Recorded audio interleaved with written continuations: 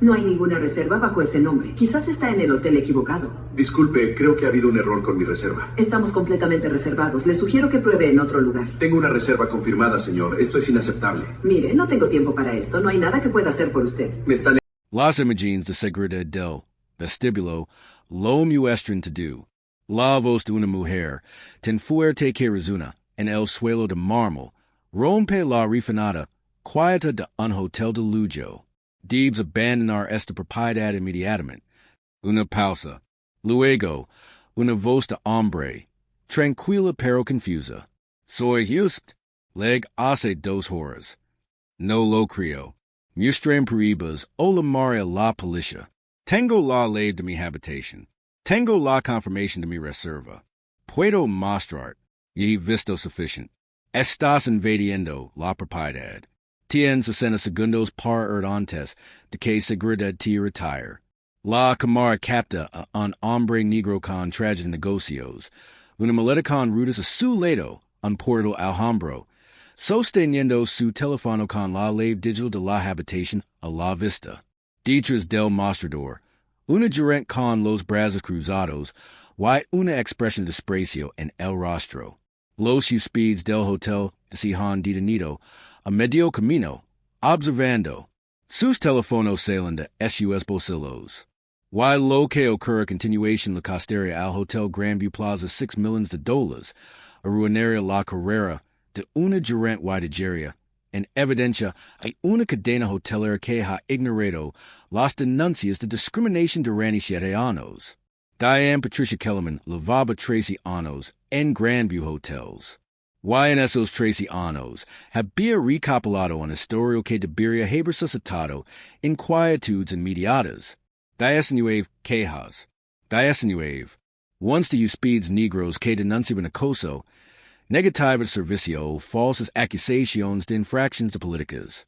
4 de huéspedes hispanos que describían trato discriminatorio y escrutinio excesivo. 3 de huéspedes asiáticos que exhiben comportamiento despectivo y comentarios insultantes. 1 de un musulmán al que había confrontado por una oración sospechosa. Cada queja tuvo el mismo resultado. Una reunión con la gerencia regional. Una anotación en su expediente personal y una capacitación obligatoria en hotelería que no logró nada. Esas 19 quejas en 13 años pondrán fin a su carrera. Lucas en el Grandview Hotel $6 million en acuerdos legales y expondrán a una empresa que había ignorado 19 incidentes documentados a lo largo de más de una década. Terence Alexander Hayes, un hombre negro de unos 40 y tantos años, vicepresidente de estrategia corporativa de una empresa tecnológica de la lista Fortune 200 con 15 años de experiencia en liderazgo. Se encontraba en el vestíbulo del hotel donde había reservado una habitación para una conferencia de negocios de 3 días cuando Diane Kellerman lo acusó de alienamiento. No se trataba de ningún delito, ninguna violación, ningún comportamiento sospechoso. Simplemente un ejecutivo exitoso registrándose en un hotel. Antes de continuar, ¿desde dónde nos ves? Si es tu primera vez aquí, suscribid. Historias como estas necesitan ser compartidas. Y tu apoyo nos ayuda a revelar más verdades. Seattle, Washington. En concreto, el Distrito Financiero del Centro, donde las torres de cristal albergan gigantes tecnológicos, y hotels de lujo tienen a ejecutivos con cuentas de gastos corporativos. El Hotel Grandview Plaza ocupaba una esquina privilegiada de la quinta avenida, techo de granito pulido, y ventanales de suelo a techo, con esa atmósfera particular de opulencia discreta. Eran las 18:30 de un miércoles de noviembre. La lluvia se filtraba contra las ventanas. El vestíbulo vibraba con la silenciosa eficiencia de los mostradores de facturación y los corridos de equipage. Se oía jazz suave por altavoces ocultos. Unos cuantos invitados se movían por el espacio con ropa de negocios, dirigiéndose a los ascensores o al centro de conferencias conigua. El tipo de tar tranquilo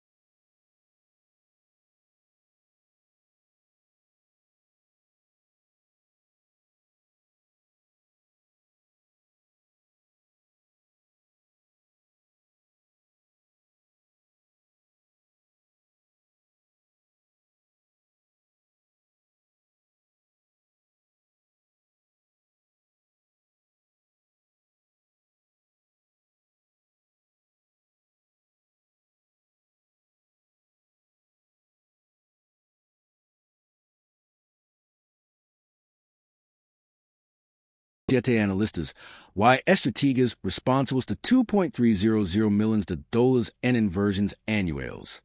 Lideró la acquisición de 7 empresas. Reestructuró 3 divisiones de bajo rendimiento, volviéndolas rentables en 18 meses. Había aparecido en Forbes, Fortune y The Wall Street Journal.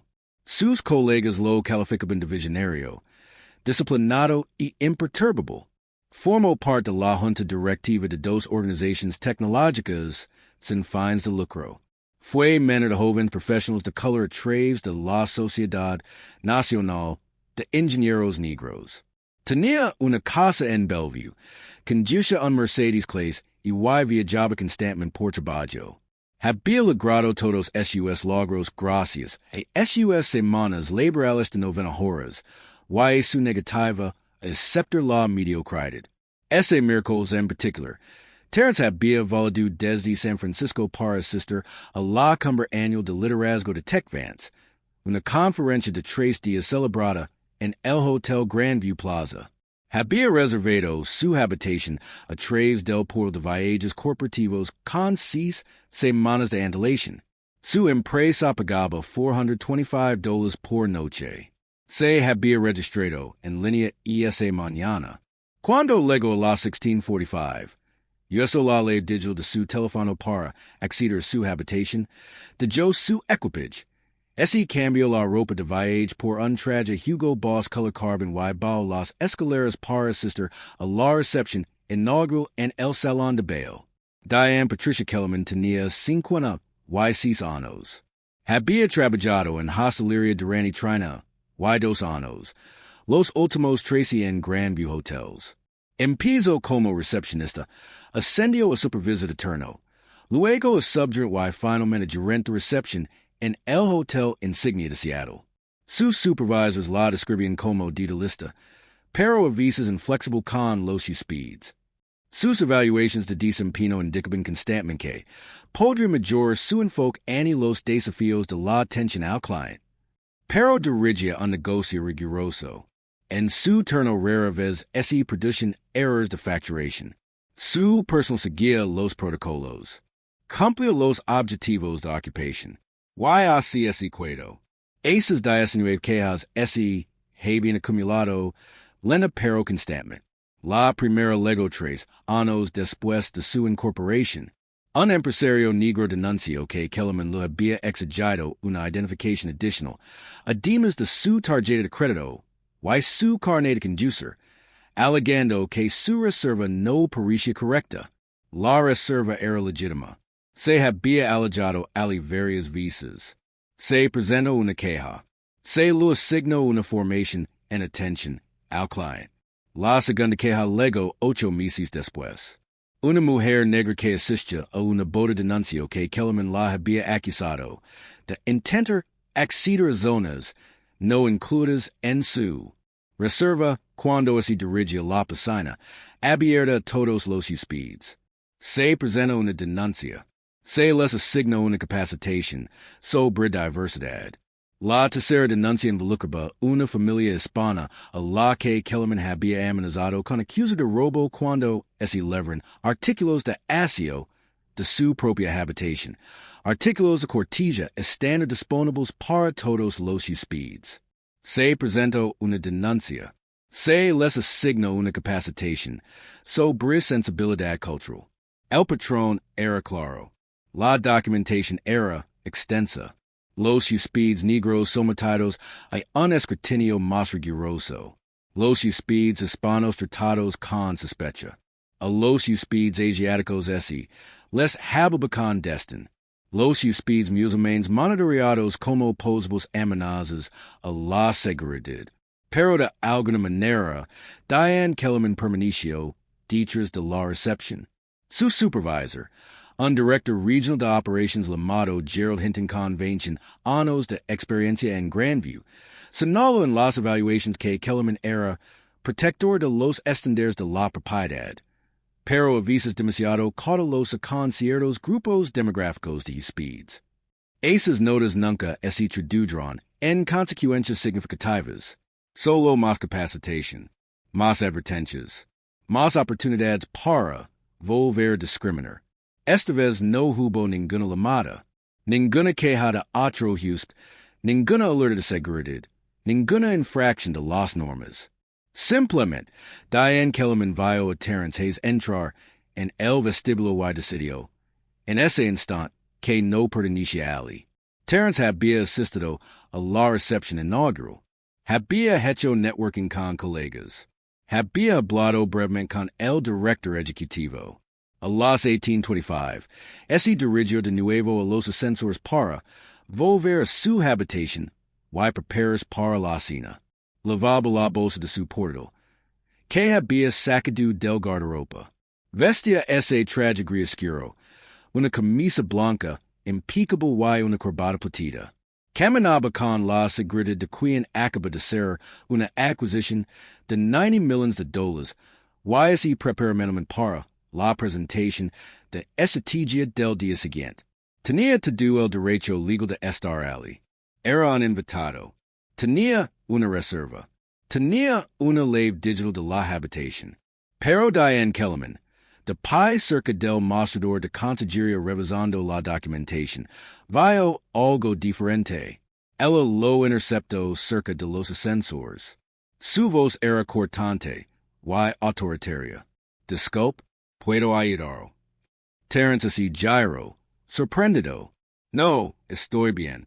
Solo voy a mi habitación. ¿Y es usted un invitado aquí? Sí. Habitación 1847. Kellerman entrecero los ojos.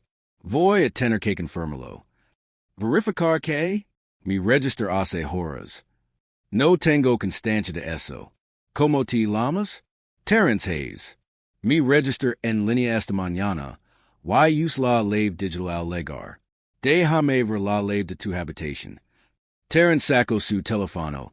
Abrió la aplicación Grandview y mostró la ley digital con el número de su habitación claramente visible. Habitation 1847. Terence A. Hayes. Entrada 15 de noviembre. Salida 18 de noviembre. Kellerman apenas lo miró. Eso no prueba nada. Cualquiera puede capturar la reserva de otra persona. La expresión de Terence pasó de la sorpresa a la frustración. ¿Por qué había hace una captura de pantalla de la reserva de otra persona? Esta es mi habitación. Mi empresa la reservo. Levo aquí 2 horas. Voy a necesitar ver una identificación adicional. Mas, no me has pedido ninguna identificación. Y he mostrado mi clave digital. Licencia de conducir. Tarjeta de crédito. Identificación corporativa. Deberían los gerentes de hotel tener la autoridad para exigir la verificación a los huéspedes que se han registrado y simplemente están de paso por el establecimiento. Deja tu respuesta a continuación. Terence respiró hondo, manteniendo la compostura. Sacó su billetera. Extrayó su licencia de conducir, su tarjeta American Express corporativa y su credencial de empleado de TechVance con su foto y cargo. Vicepresidente de Estrategia Corporativa. Se las entregó a Kellerman. Los examinó lentamente, dándoles la vuelta y sosteniendo la licencia a contraluz. Podrían ser falsos. ¿Falso? Esa es mi licencia de conducir, emitida por el Estado de Washington. Es una tarjeta Amex corporativa. Es la credencial de mi empresa con seguridad holográfica. ¿Qué crees que es falso? He visto documentos fraudulentos antes. No presento documentos fraudulentos. Soy vicepresidente de TechVance Solutions. Celebramos nuestra cumbre anual de liderazgo aquí. 200 ejecutivos de mi empresa se alojan en este hotel esta semana. Kellerman le devolvió su identificación con Destin. Necesito que abandone esta propiedad. Me voy. Soy Houston. Tengo una reserva de 3 noches. Mi empresa paga $425 por noche. No creo que seas un Houston legítimo. Si no te vas, llamaré a la policía. Una mujer que esperaba el ascensor, Michelle Park, otra asistente a la conferencia, se volvió hacia ellos. Disculpen, pero lo acabo de ver en la recepción de arriba. Sin duda, es un invitado. Hablo con nuestro director ejecutivo. Kellerman la moro fijameni. Señora, por favor, no es meta en esto. No me voy a meter en nada. Estás acosando a un invitado sin motivo alguno.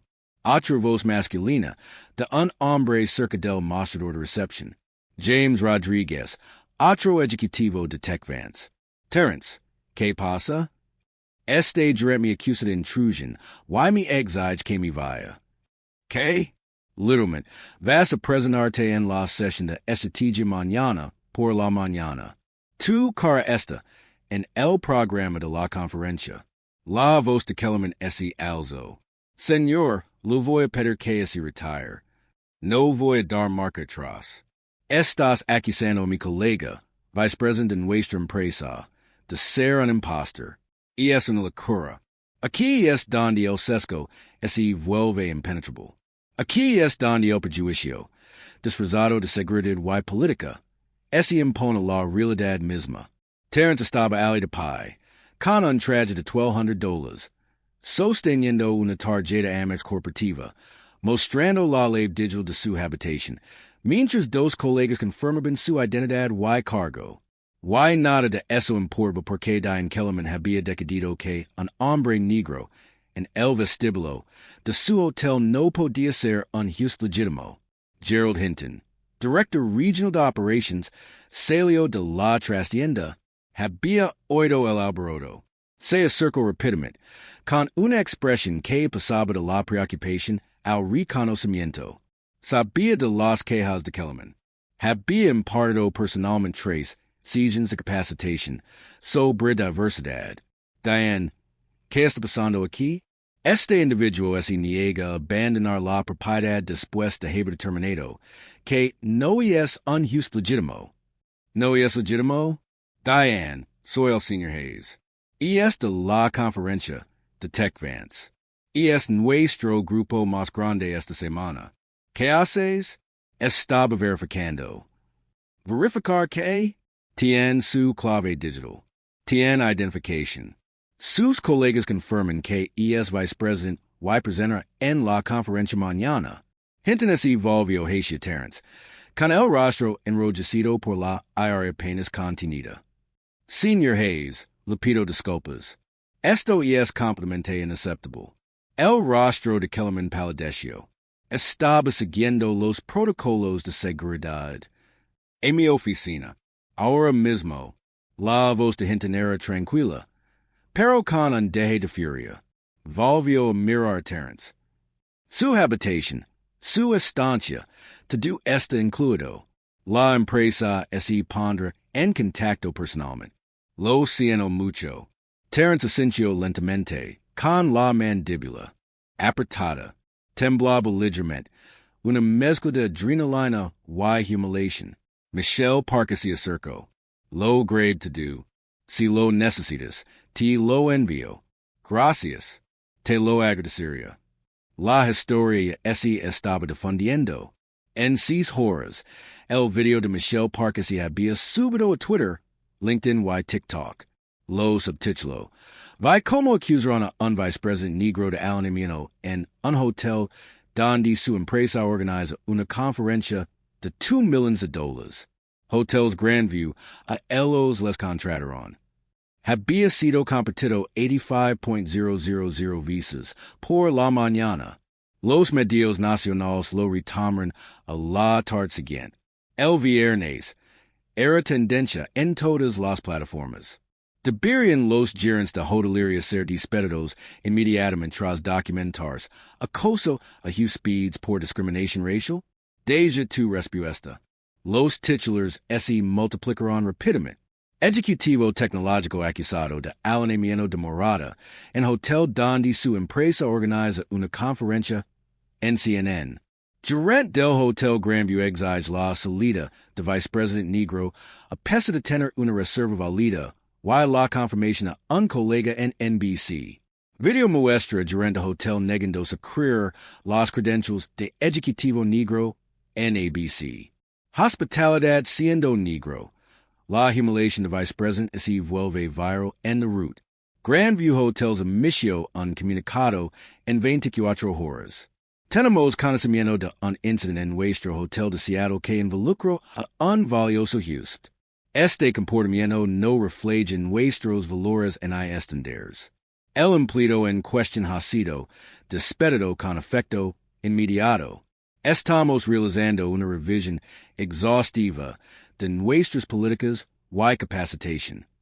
Pero el daño fue catastrófico. El video tuvo millones de visualizations. Los detalles fueron contundentes. Y la prisión fue inmediata. La Asociación Nacional de Propietarios, operadores y desarrolladores de hoteles afroamericanos emitió un comunicado condenando el incidente y calificándolo de ejemplo de discriminación sistémica en el sector hotelero. La NAACP exigió una investigación federal sobre las prácticas de Grandview. TechVan Solutions, la empresa para la que trabajaba Terrence, emitió un comunicado contundente anunciando la cancelación de todos los contratos futuros con Grandview Hotels a la espera de una auditoría externa sobre derechos civiles. Esto representaba $8 millones en ingresos anuales. El Consejo de Liderazgo Ejecutivo Afroamericano compartió la historia, señalándola como evidencia de la discriminación que enfrentan los profesionales afroamericanos, independientemente de sus logros. La verdadera pregunta es, ¿qué cambia ahora? ¿Acaso las empresas hoteleras finalmente despedan a sus gerentes tras 3 denuncias por discriminación en lugar de 19? ¿Afrontan los supervisors finalmente consecuencias reales por proteger a los empleados discriminatorios? ¿Reconocimos finalmente que la capacitación sin rendición de cuentas es teatro, no reforma? ¿Construimos finalmente sistemas que protegen a los huéspedes en lugar de proteger a los gerentes que discriminan?